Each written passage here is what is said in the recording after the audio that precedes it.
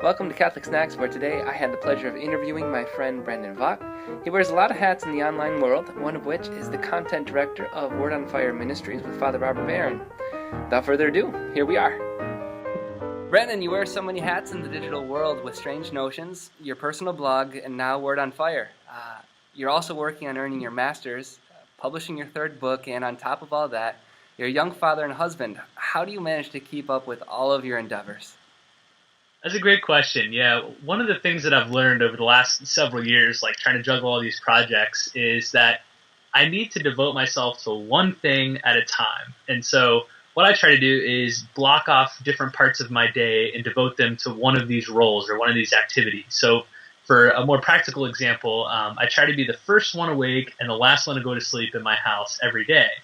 And so that gives me like an hour or two cushion at the beginning of the day and the end of the day where I can spend time writing or, preparing talks or working on books or blogging and all that kind of stuff without feeling guilty that I should be doing something else. It took me a long time to find out a solution to the perennial conflict that I felt internally where whatever I was doing, I felt guilty for not doing something else. If I'm playing with my kids, I felt guilty for not studying or, working on my writing. Or if I was reading a book, I felt like, well, I should be spending time with my wife. And so all that conviction led me to this sort of system where like I've blocked off the day to where, I read and write and work on my talks in the morning. At night, after I get home from work, that's family time. And so I don't do anything else. I shut off my cell phone. And then at night, I'll dive back into some other stuff. So that's kind of my strategy for keeping all these different plates spinning in the air. Talk about your transition from engineer to content director at Word on Fire.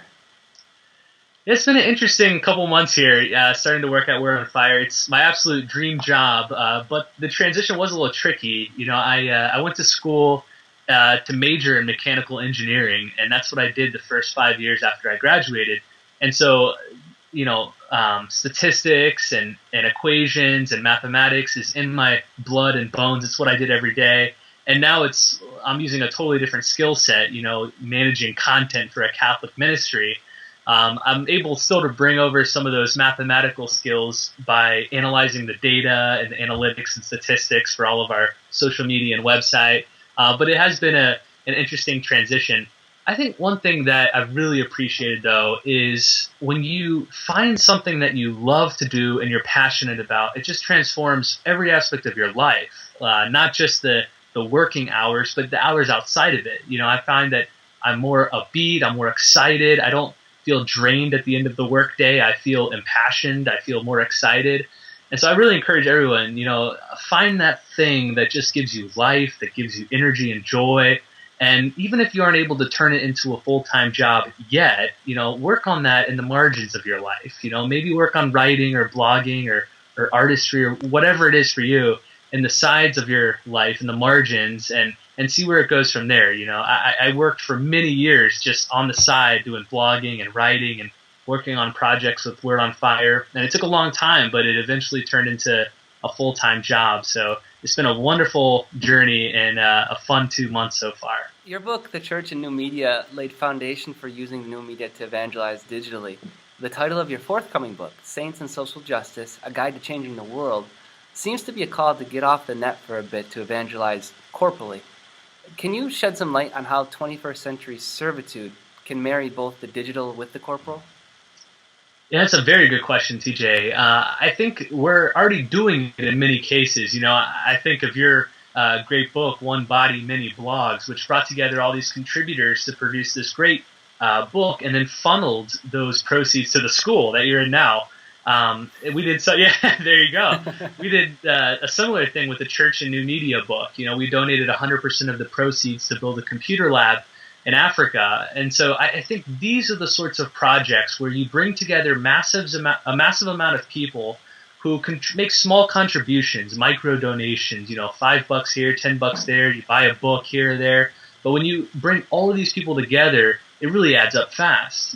We've both seen several examples of Catholics harnessing this sort of digital power, whether it be crowdsourcing or building influential communities that affect change on the national and international level.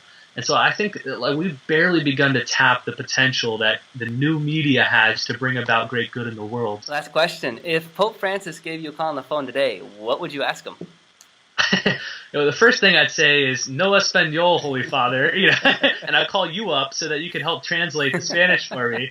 But in all seriousness, the first thing I'd probably do is thank him for his remarkable example.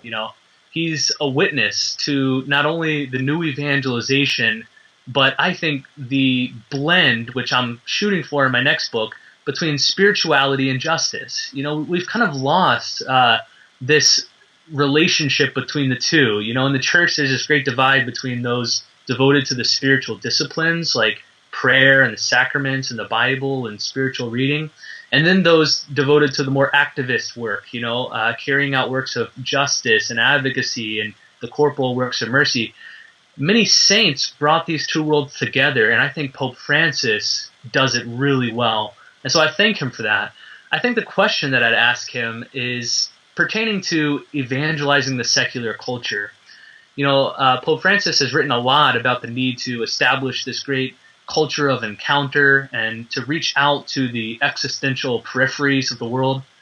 But he hasn't really got down to the practical nitty-gritty of what that looks like in the Western world, in the Eastern world, in the South, in the global South.